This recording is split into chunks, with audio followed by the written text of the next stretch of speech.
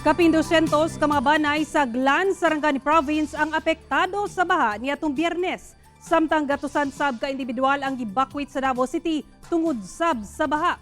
Ani ang report ni Argil Relator. Pipila ka balay ang nangaguba human kalit nga milapaw ang sapa sa barangay Mudan sa Glan, Sarangani Province Biyernes sa hapon. Doon na pa'y mga naanod nga kabayo ug alagang baboy ug manok.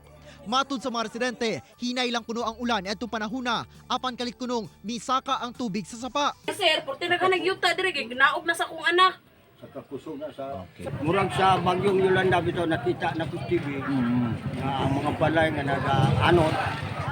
Gapong daghan gyud ang nahitabo.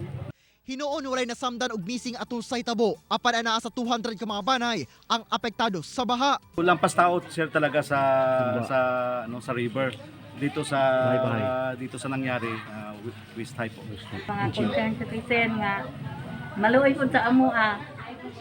Labi na tong mga balay nga na-damage na untay kapaayo pa una sa ilaha. Biyernes sa gabi, gilayong ipabakwit ang mga residenteng duol sa Talomo River sa Davao City, diyang mibunok ang ulan sa syudad. Ang Central Park Subdivision sa Bangkal, gilunupa na tungod sa milapaw nga sapa. Gisakay sa rubber boat ang mga ipang rescue sanglit hangtod hawak na ang level sa tubig. Ana sa 412 ka mga individual ang gipabakwit sa maong barangay. Sa San Isidro, Buhangin, gi-rescue sa mga personahe sa Davao Firefighters and Rescue Services Incorporated ang mga residenteng natrap sa baha.